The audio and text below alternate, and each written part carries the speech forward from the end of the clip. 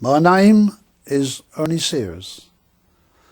I'm 84 years old, have led a really interesting life from maybe when I was a young child actually, but certainly from 1960 with my first UFO experience. But since then I've been involved in what I would once have called impossible things.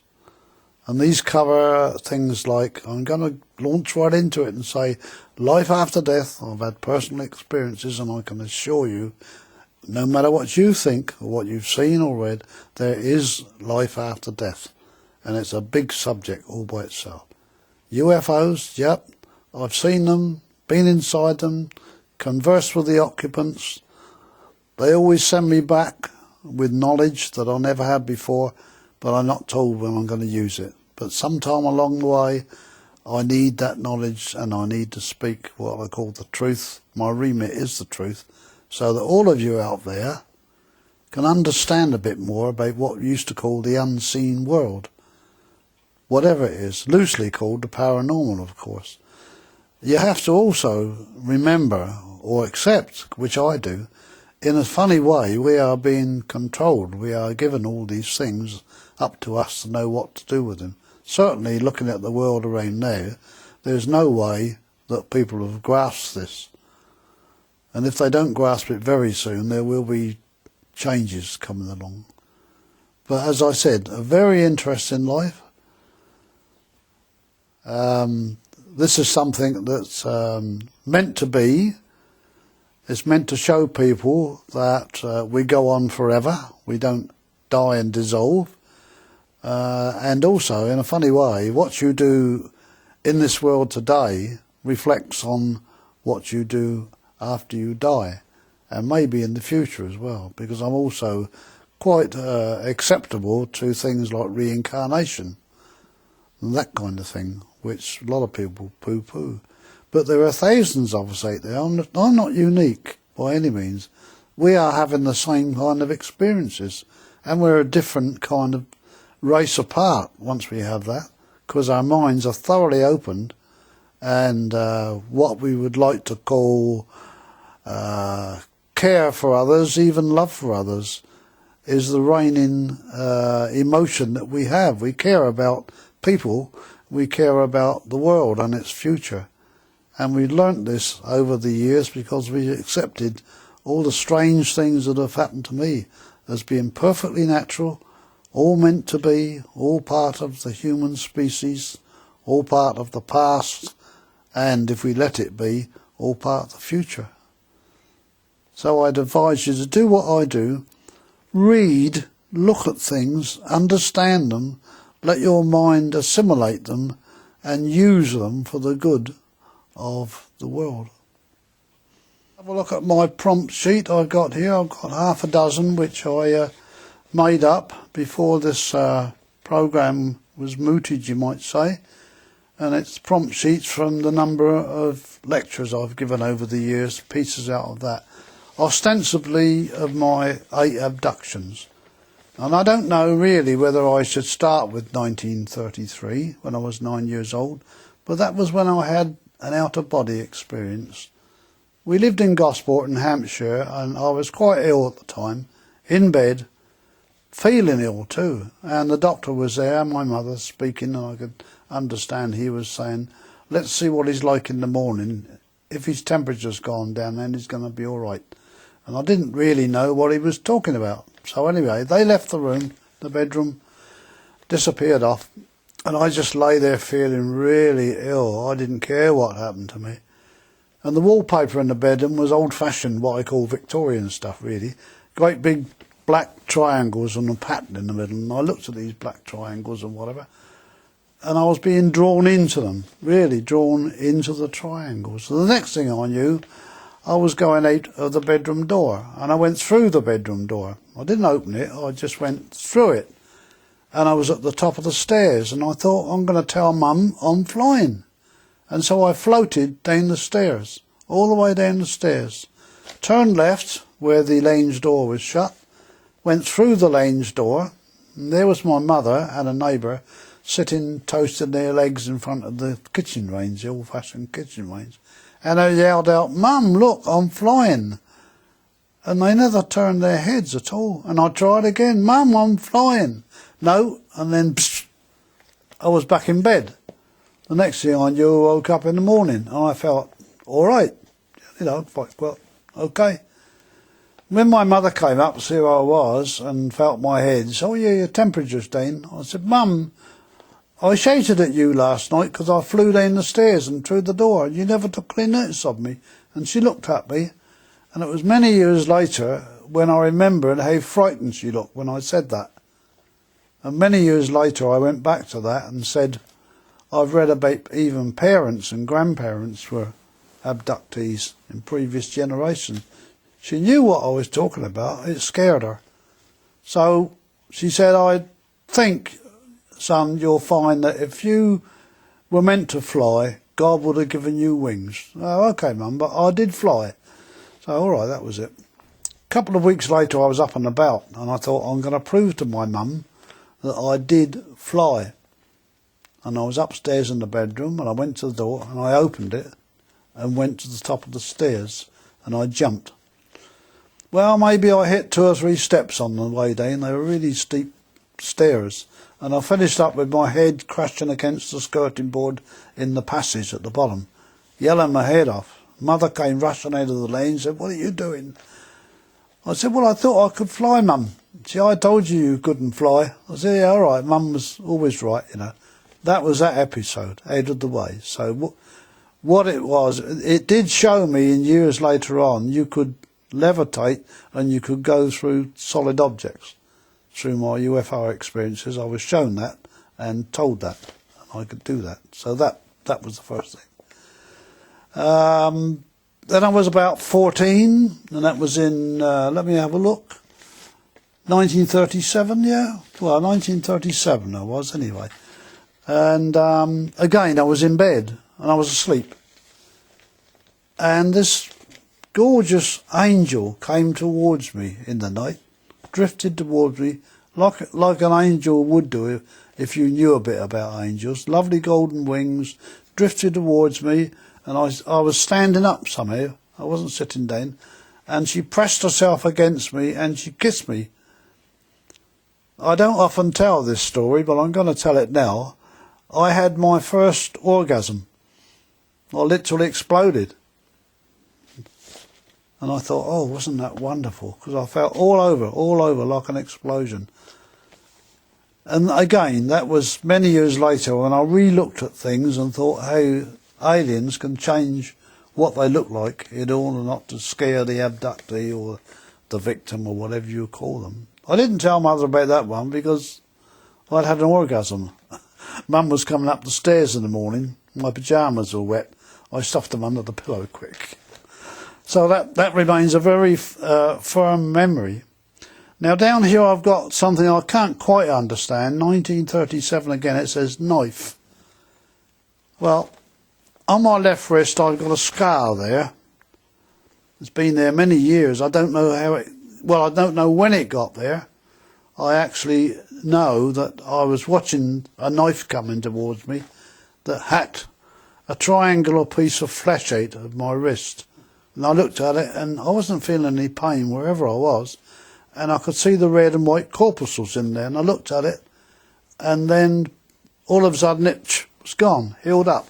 And I haven't got any memory of how, why or what apart from that. That comes back later on when there was a coincidence anyway. 1977, there was a great big gap between 1937 and 77, partly because I spent 5 years in the RAF during the war, partly because I had to go to work after I got demobbed and all these kind of things. So there were massive gaps there, but I kept up with UFOs because by then they'd been called... got away from the flying saucers story anyway, and they were UFOs. And I did have an experience of a sighting in 1960 when watching two meteor jets coming up towards this object I've been watching in the sky for about half an hour, a glowing object in broad daylight. And as they approach it, I managed to run to a vantage point where I could see it all, and they approached it and it turned on end and totally vanished in a clear blue sky. I was quite intrigued because I had thought it might have been an aircraft somehow battling against a strong wind. That was in 1960. I got into a phone box that was nearby and phoned up Thorney Island Aerodrome, which was the base for these meteor jets. And all I asked the guy on the control tower was, could you tell me what that object was those two meteor jets were chasing? And he said, sir, you didn't see any jets, you did not see any object. And I just said, well, come on now, I was in the Air Force, I know what meteor jets are, I just want to know what the object was. He said, I'll repeat, you saw no jets, no object. Okay. You might not understand this, not unless you've had experiences. That episode changed my life totally on that day, in that seconds when he said that. And I set out to find why he lied to me. Still doing that these days, only in a bigger scale, you might say.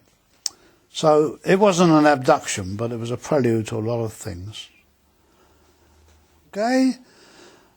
I've got a range of 1977 now, quite a long gap in between things, but life had changed quite a lot in jobs and the fact that I got divorced and all this kind of thing you go through in life. But I just happened to be out in the garden in Portswood on a Friday night in November 1977. We had cats. I'd got married again, and my lady was a cat fanatic, so we sort of acquired 5 cats from different people. I'd got out in the garden about 7 o'clock on this Friday evening, just put the cats out and let them run around. Lovely clear blue sky. There was a moon over there in the distance.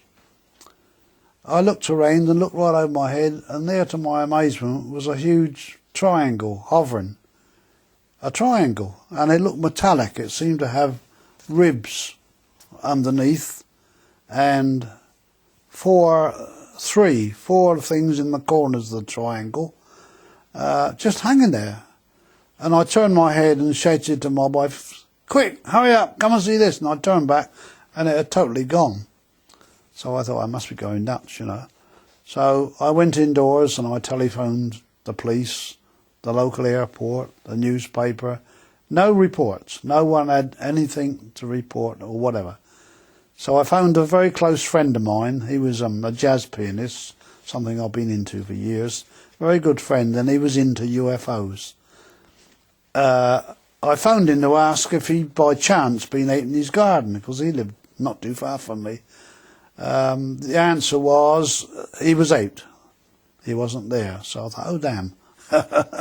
Frustrating, because I knew I'd seen this thing and it was solid, you know. But where did it go to? Next morning, I phoned him. Monty was his name, by the way. I phoned him again, yeah, and he was there. Monty, I said, you weren't out in your garden about 7 o'clock last night, were you? He said, I know what you're going to say. Yeah, I wasn't in my garden, but three musicians and myself were driving along the M27 at Bursledon. We were going to a music gig in Portsmouth. A radio gig in Portsmouth, playing jazz, you know. And we saw this big triangle up in the sky there, about 7 o'clock, and we were looking at it, and it was moving about the sky in little short bursts of speed, and every time it moved, it left a little trail behind it. After a while, all of us were peering out the windows and going along the motorway. We thought we'd better pull in and have a look at it. It was a bit dangerous doing that like that. So we got out and we all looked at this thing, and it was still there, and all of a sudden it made one last little zip and was gone, disappeared. So they got back in the car and off to the gig. We had a long chat about it afterwards, of course, and I phoned around the various places, the same answers. Even the aerodrome we had then at Hamble reported nothing in the sky over their aerodrome. They had no planes up. Well, this was no plane as I would know it. So that was okay. another sort of fact along the way that was making my mind open more and more. And then after that we got round to 1978 in January, when there were reports in our local Southern Echo of people being pursued by a large, silent, oval object, black, with lights round the edge. A young couple were featured in the Echo. They'd been followed twice in the New Forest the previous 2 nights, where they'd been to visit their grandparents, I believe. And the woman was quite terrified by it, because this thing kind of hovered over them, and they stopped, and it stayed there and hung in the sky. And then they put their foot down and wanted to get home out the way. And this thing went with them. And it went all the way to where they lived a few miles away. And this had happened 2 nights running, exactly the same procedure. So I found that quite interesting. In actual fact, I've got a newspaper cutting not far away from my hand at the moment, where the people reported this. Another lady reported another one too, on the same nights. And the authorities and the police said, well, we've had no reports and we don't know what it was. Left it at that. On this 3rd night, we saw this big light coming up from the Isle of Wight through our lounge window. My wife saw it first. Hey, look at that light, she said. I said, good Lord, it's big, isn't it? And it was moving very slowly from the Isle of Wight towards our house. And we ran outside and we watched this great big black oval object coming over slower than a cyclist on a bike. And I knew from my RAF experiences and whatever, no plane could do that. It would have fallen out of the sky. Over the head it went, and I looked up at it, and there was no noise, and there was a cabin light in the front, what I thought a big cabin light, and all little lights round the edges. And the lights were blue, green, red. But oddly enough, I got the impression they weren't the same colours as ours. I called them anemic at the time, but anyway, they were there. And this thing just gradually disappeared over my head and my wife's head. I ran indoors and I phoned up one of these couples that had seen this thing on the previous nights, because they were in the paper and I got hold of their phone number. I said, I think I've seen that thing you saw. And the chap said, it's here now. I said, wait a minute, it's here now. It's going round over our garden. I said, it's only just left me. He said, yeah, we got the neighbours out looking at it. He said, and it's just going round, flashing all the lights round the side. And then it disappeared, vanished. So that was really something.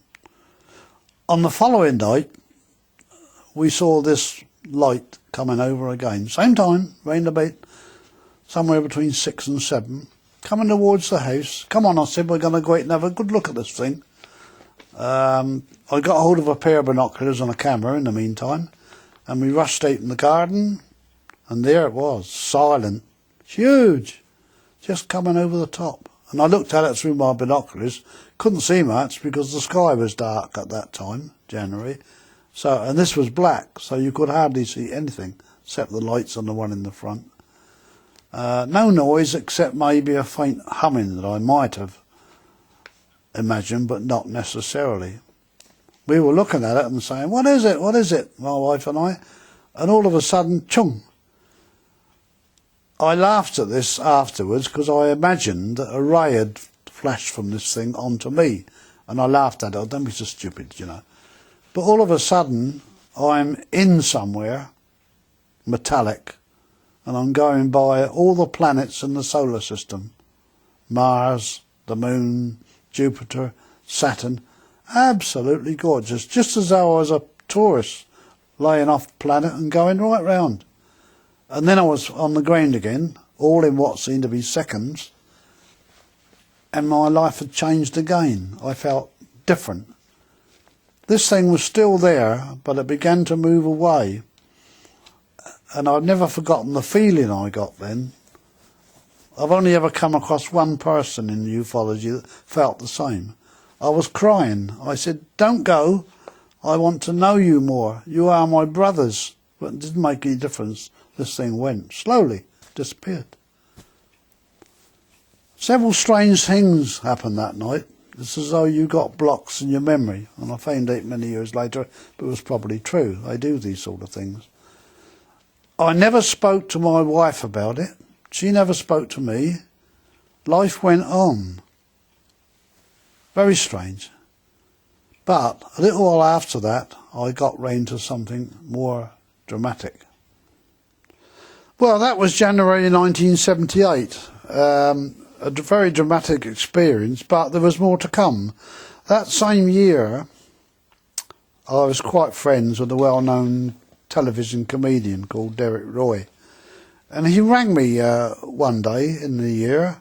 He was into UFOs as well. He'd seen them abroad in South Africa, apparently. But whatever it was, he was into that kind of thing. Ernie, he said, I'm dying. And I said, don't be silly, Derek. He was a comedian, you know. You can't be dying. Yes, he said, I've been to the doctors. I've got cancer. And the doctor said to me, eat, drink, and be merry. So he said, I don't think I've got long to go, really. I said, I can't believe this. Anyway, Ernie, I've got to do something about it, because it's not going to cure me what they're doing for me. I've made an appointment with a healer in Southampton. Now, we didn't drive a car that time. Would you run me over to this lady in Sholing, which is another part of Southampton? Yeah, all right, I said. So we made an arrangement, and I drove him over there. And a lovely cottage this lady lived in, very nice old-fashioned cottage. And she came to the door. Oh, hello, she said. Are you Derek's friend? I said, yes, I am. What are you into? I said, what do you mean, what are you into? Have you had any... Are you a healer? I said, no. I don't know anything at all about healing. So she said, oh, you sure? I said, yeah. You must be into something. I'm picking up something from you. UFOs? Ah, she said, UFOs. No wonder, she said. And are you sure you're not a healer? I said, no. Would you like to come in and join in the healing with Derek and myself? She said. Yeah, all right. I said, you know, just experience. So we sat in this nice little room there. One of the funny things that happened, they're little things but are important, that Derek had bought himself a crucifix. You know, when you're dying, you turn to all sorts of things. He wasn't religious. He bought himself a nice crucifix, and he had it in a box at the time of this healing we went to. The lady said, I'm going to bless this crucifix, Ernie. I said, all right. So I watched her, and she went across the mantelpiece and put the box down there and put the crucifix in the top. There we are, she said. And we got on with this healing, which was quite strange straight away, because, yeah, thank you. This started happening in my hand, and she looked at me. She said, are you sure you're not a healer? I said, quite sure. All right, she said, well, we'll get on with the healing. So we did. And the session finished after about half an hour. And she went across to the mantelpiece to pick up the cross in the box. She didn't touch it. She said, Ernie, come over here. And I walked over, and the cross had gone through the box, was underneath. So I thought, hey, that's weird. Interesting, but weird. And I went again about 3 times to a session there with Derek and this lady who was called Phyllis. She was a very nice lady. This 4th time I was there, my hand was absolutely playing up. It was really going all over the place, you know. I couldn't control it, and I didn't like it. I didn't like to feel that I was being controlled for whatever reason. And I looked up at the ceiling because I was being pushed back in this armchair by a hand, which I couldn't see. And I was looking up on the ceiling. There's all these people in the ceiling. Remember, this is a small room, but there may have been a whole crowd of people, and they're all talking at once. And they've all got strange faces, similar faces to each other, and they were in long white robes, all chattering away at me in some language. And I sat up, and I said, I don't like this, Philip. So she said, why? And I told her, oh, she said. I said, I could do with some water to drink. Yeah, all right, Ernie, I've got a jug here with water. And she poured it, and I downed this jug of water. She said, Ernie, I think you're going to become one of us. So I said, oh, I don't know about that. You could be a medium. What do you mean? I said, talking to the dead. She said, oh, no, I don't fancy that. If I'm going to be anything, I quite like the idea of healing, helping people, you know. We talked about it anyway. She, what we'll do, we'll have a special session, she said, with myself, and Phyllis and her partner, who was also a healer, and we'll just see what develops, because I still think you could be a medium. I said, well, I don't want to be a medium, whatever. So she said, I think you're going to be a healer because of your hand, and this is a sure sign. So I said, righto, I'm going to be a healer. Do I advertise? Do I put cards in all the shops and that sort of thing, get people to come and see my healing? Laughing, you know. No, you don't have to do any of that, she said. They'll find you, you know. They'll find you patients. And I said, all right. And I drove a car down, as you know. And when I left the place with Derek, this hand on the steering wheel wasn't mine. It was feeling most peculiar. And I wasn't happy about that. And I was visiting my two ladies who were in my little UFO group from there. I got there on that same afternoon, and they said, you all right? And I said, why? You're not Ernie. I said, what do you mean you're not Ernie? Your voice is different. Well, I said, I feel different, but I'm still Ernie. So we sat there talking anyway, and I told her all about this, what was happening. They were quite fascinated by it, these two ladies, because we were all into the paranormal by then, but, you know, it was one of those things. And I was thirsty still, and I asked for a glass of water.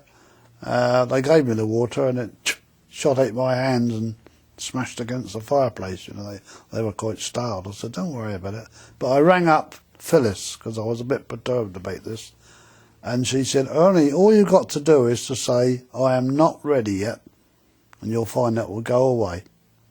Really? Is that all I've got to do? I said, yeah. So I sat there feeling a bit strange and saying, I'm not ready yet, please go away. And it did, it died away, my hand stopped vibrating and whatever. And when I went home to my wife, one of the first things I said, I got myself involved in this healing. I knew you would, she said. I knew when you went out you were going to get involved. So, well, apparently I am. And from then on, people did come to me. The first patient that came to me was a cat, which a lady brought, and it had an abscess on its stomach. And I laid it on my office table, because I was a theatrical agent in those days. I cleared all the table off, laid this cat on the table with its back there, and it looked up at me. Strange, really. I looked into its eyes and I thought, you know more than I do, you know. Just put my hand on there and the vibrations, and it went. So I said to the lady, let me know how you get on with the cat then, you know. She rang me the next day. She said, I don't know what you've done, she said, but you've healed my cat. She said, the abscess is totally healed. You can come round and do my migraines. So, and it started on from there, healing. I was a healer, you know. I started giving lectures. One was to a back pain association, which was quite intriguing, actually, because I actually held two ladies in front of all these consultants from the hospital, just with a finger like that, and they couldn't understand it. And these people, I've got their affidavits still. They'd had back pains for 35 years, and they were under all sorts of treatment by consultants. It wouldn't go away, but it went away in seconds. And these consultants said to me, you didn't use manipulation. I said, I'm not allowed to. I said, I'm a healer. I'm not like you people, physiotherapists and whatever. So that was how that went on. Anyway, I was a healer. Also, a little bit later than that, that would have been in 1980, I began to have strange dreams. I'd be sitting up in bed of a night time with my wife there asleep. There'd be a big light in the room, in the bedroom, and I was sat up in bed. And the first one was an eye, a large eye that appeared from behind the wardrobe in the far corner of the bedroom. And it came towards me, and it hovered right in front of my nose. And at the time, inwardly, I laughed. I thought, now, are you supposed to be looking at me? Am I looking at you? I never said that. The thoughts ran through my head. But it was there, you know, very strange. And then it went back, disappeared. Next morning I said to my wife, I had a weird dream last night, and I told her, oh yes, it was weird, wasn't it? I said, yeah, there you go. A little bit later, I was in the same place in the bedroom, sitting up in bed, light in the room, which is another point I'm going to come to in a minute. And there were two men Not in the bedroom, but I seemed to be in a church, looking down in the nave. I'll be where the altar was, you know. They were holding a big ball of light between them, really big, and it had gold and blue rays coming out of it, and they were going through felt like every bit of my body, every molecule. And it was a little bit painful, and I just thought, I think I'm dying. So I pinched myself. It didn't go away, it was still there, and I fell back in the bed and slept. The next morning, same thing. I said, I had one of those weird dreams last night. What do you have this time? Told me. Oh yeah, you know, she was quite perturbed by it. But it was some years later when I read about a lady called Betty Andreasson.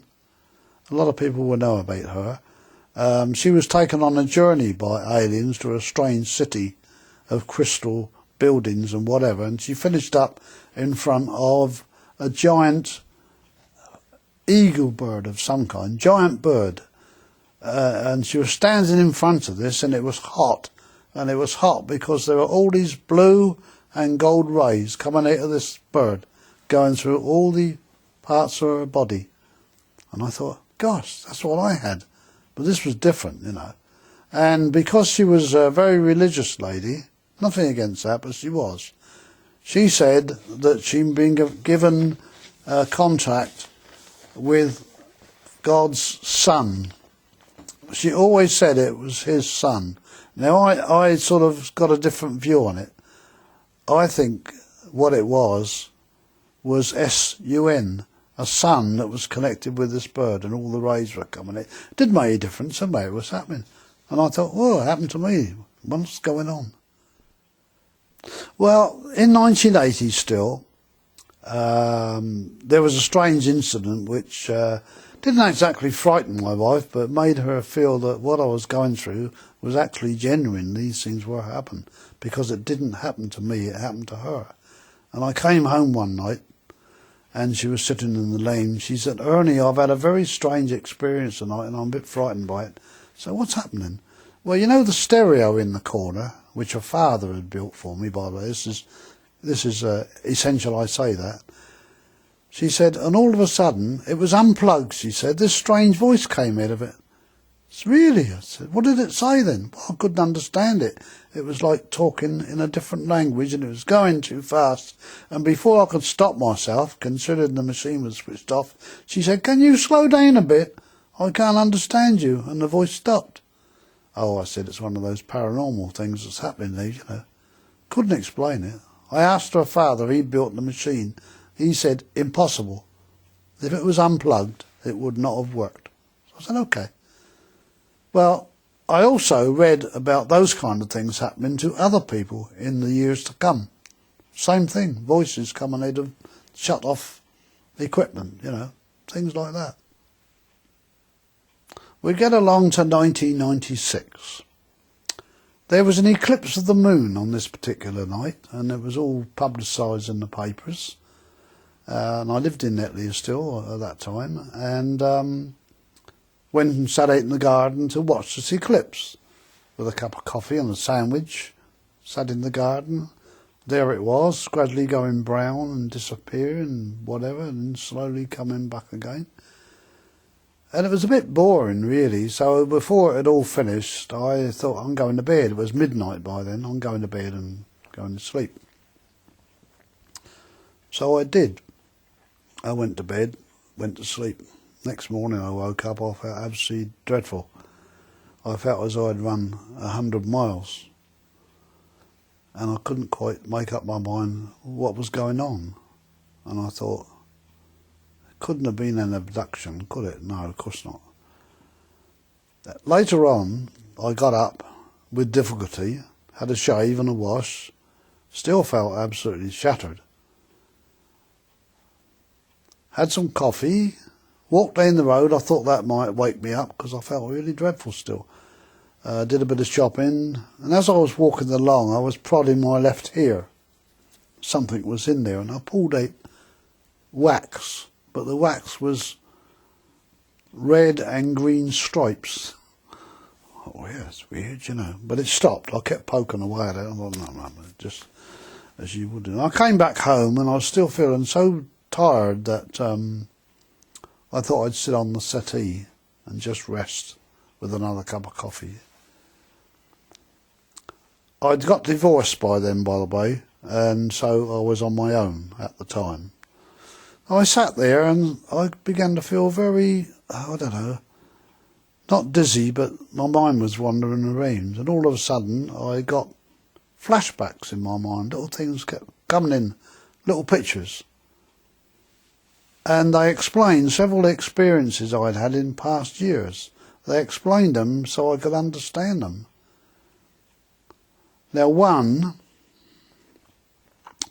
was when my wife, when we were married in the 70s, we were going out to a place called Romsey in Hampshire. We used to have a habit of driving out into the country on Sundays and have a cream tea and something like that, quite nice. We finished up at a fire station in Romsey. Now, I knew the fire station very well because I had a blind boy I was treating just across the road from there, who incidentally got better suddenly years later, but whatever. There was a fire station, and in this memory that I had, I'd been shown, there was a man showing us the fire engines, you know, all red, brass, very shiny and all the lot. And then he took us through a door at the back of what I thought was the station then, and we came into a place like a huge aquarium, and right up to some height were glass, what you see goldfish in, that kind of thing. And they were piled up on top of each other, which you don't do in aquariums, and into each one was a pipe with bubbles coming out of it. And in each glass thing there, I can't remember what you call those things, a fish tank anyway. There was one fish laying there, comatose, absolutely silent.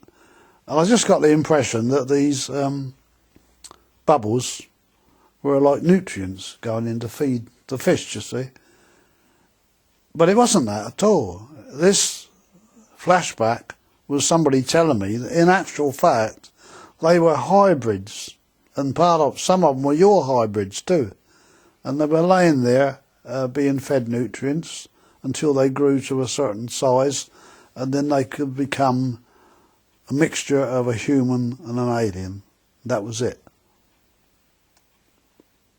Well, it made sense to me, and a little while later I read a similar abductee having a similar situation, about seeing a hybrid floating in a tank, and he knew that it was one of his offspring. And apparently this is what was happening to me. I was aware of that, of course, since the angel, whatever. And this other abductee I read about called it was an incubarium. And it's stuck with me ever since. That's what it was. Now then, this eclipse of the moon I'd had the night before, I began to think I couldn't have been the only one to go through what I'd seen, because I remembered this eclipse of the moon turned into something else. Instead of being a light in the sky, it turned into something else, no longer the eclipse of the moon. And I began to ring around colleagues in the UFO thing, who I knew when the eclipse of the moon was on, were stationed on various hills up the Meon Valley and various places. And I rang them all. None of them had seen anything.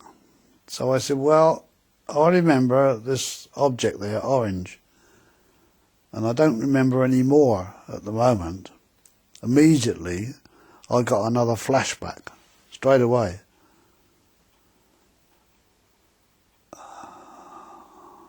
Yeah, all right, yeah. I was in a room. There was a long window there, and there was a table laying there in between me and the window. And all around me were maybe 4 or 5 very small creatures, humanish, tubby.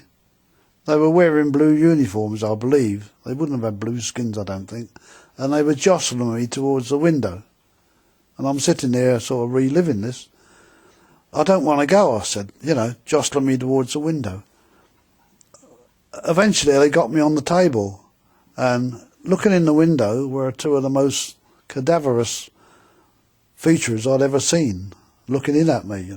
When you feel that most aliens are very sharp pointed jaws and big eyes, these were like almost like skeletons, you know, skinny arms and all the lot. And they were at the window, and then I was going through the window up to where in the sky was a triangular object, just hovering there, not very far up. We went in through the bottom of it. Incidentally, this is something that came up afterwards, but they were explained to me that when these aliens took me, there were three of them, and they had one on each side of me, not touching me, just there, and one in front, and I was going up in a kind of a gravity field. We went in through the bottom of this triangle, and I've always said it was like going through jello. It wasn't a door at all, you just went through it, like that. I don't remember any more about that. It just blank. Next minute I was back in my room, and I realised it was my room. This long window was merely the window to my bedroom, and the table in front of it was my dressing table. So that's where I'd been when they took me. That was very plain to me, made plain to me maybe. Then I thought, how am I going to explain this then? It was so real. I began to try and find out if anyone else had seen this object in the sky. No one, no, nothing at all about it, whatever. I rang up the local authorities and said, have you got any reports of that? Amazingly, the next night in my Daily Echo, there's a report by two what they called amateur astronomers. They were about 5 miles away from me at a place called Stubbington in a field. They were watching the eclipse of the moon with a telescope. And all of a sudden, this orange object they'd been watching in the sky turned into a triangle and whizzed towards them and over the top and disappeared. And there was no more about that at all. They'd been to the police, actually, local police reported it, and they said, we haven't had any reports of anything like that. But these two young lads, that's what they'd seen, so that kind of confirmed for me. I wasn't going nuts, I actually had that experience. Right, we're still in 1998. How can I put this? No, I won't put it anyway, I'll just tell you like it was. I had my lady friend over for some healing, because I was still doing the healing then, you know. She was in some trouble with shoulders and arthritis and whatever. She sat in my lounge on the end of the settee like I am here, and I was there sitting next to her, and I gave her healing. It was quite good, you know. And out of the corner of my eye, something was disturbing me, and I sort of looked at the corner of my eye. In the lounge was a huge angel, golden wings, glowing, stood there, so big she would have been impossible to fit in my lounge. I said to my lady, do you see that? She said, what? Never mind, I said, I'll tell you in a minute. And it was still there. And I did the healing, and the healing was extremely intense. It was so intense that, partly to do with this angel thing, I cried. I burst into tears. What are you crying for? I said, that was an absolutely wonderful healing. I said, you're not going to believe this. I told her. She said, really? Well, if you say so. She said, that was it. 2 days after that, I happened to be watching what we used to call a Kilroy programme one morning. I didn't usually watch it, but I happened to switch it on this morning. And it was headed, Do You Believe in Angels? And it caught my attention. And they had various people on there who claimed they'd seen angels and whatever, and skeptics and all that. This lady came on. She said, my husband, who died some years ago, she said, when I knew he was dying, I came in the house one day, and I walked by the lounge door and looked in there to see how he was, and he was sat in his armchair. Behind him was standing a huge golden angel with her arms round him on his head. And she looked at me, or it looked at me, and for some reason or other, this lady said, I just shook my head and scurried onto the kitchen. When I got there, I thought, I couldn't have seen an angel, could I? No, she thought. And she went back, and the angel was still there, and it said, in its mind, don't worry, come on, give me some help up here, come on. Oh dear. It said something to her that kind of made her consoled, and accepting this angel that was there, that she knew he was going to die, but he was going to go peacefully. And then it went like that. So the coincidence was almost too much, really, but it happened. So of course it took me back to my angel and all that kind of thing, that other people were seeing these. And the funny thing is, when I was sorting out this program yesterday, going through sheets of paper, I found I'd forgotten it. I had a big sheet of paper out of the Psychic News back in 1996, something like that, and it was headed "Encountering an Angel Unaware" by Ernie Sears. I'd written that for Psychic News, and it was a whole page, and it was about all my angel experiences, like I've been telling you just now. So I put it on one side. I thought it might be useful, but yeah, that was another angel episode. We get around to 1999. I'd been writing a letter to a friend of mine in the USA, and it was just about getting on for midnight, and I thought I'd better pack up now. And I was just sitting in my lounge and turned the light out. As I went out through the lounge door, I had a habit of looking at the clock across the room. Yeah, 5 to 12. That was okay. And off I went to bed. I woke up in the morning. Once again, as before, I was dog-tired. I was absolutely shattered. And I thought, oh God, not again, surely. I can't remember anything about it, no. So I was suddenly impelled to pick up my pen, and I always remember this, it was on the back of the letter I'd written to the lady, and I scribbled like mad down there. And these are the actual originals that I wrote, and I kept it because it means a lot. And I should probably have to put my glasses on for that. Is that okay? Yeah.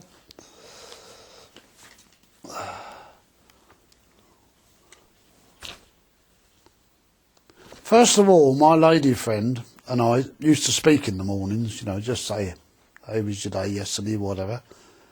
And this is what I did this particular morning, before I started scribbling, actually. Let me think about that. Yeah. No. I scribbled these pages first, actually.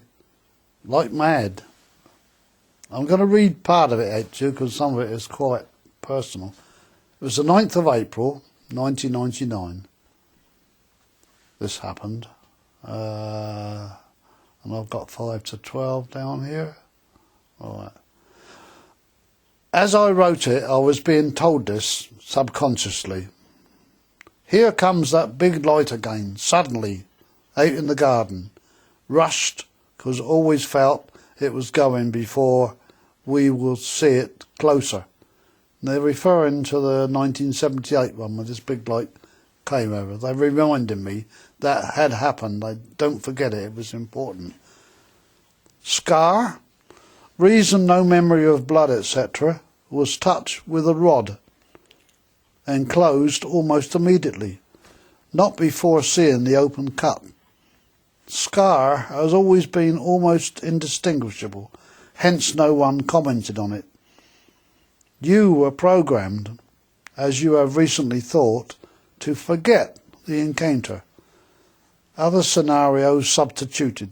We will again contact through Jamie, that was a member of the Southampton UFO group, who had lots of abduction experiences and very much other things which you might say were connected with life after death in two persons' presence. I've actually got it on tape, what he said. We all sat looking at each other in amazement. I might tell you about that later on. We will again contact through Jamie, but at some length. You will all recall, referring to the two other people that were listening to Jamie saying what he said. Then they rush on to the interior of this craft that I was in 1978.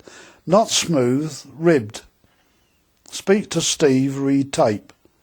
That was a tape we had at the group that disappeared from the tape recorder before I could get it out, in the presence of 9 people. Never seen it since. You wish to hear Jamie to see video. This is all, coming at me like mad. We are using Kevin. Oh, he's my healer up in the Watland. Work on your health. Allow us, let all bias go. At night, last night, hence mood today, as hitherto, they're referring to the fact I felt shattered due to where I was the night before. Yes, something.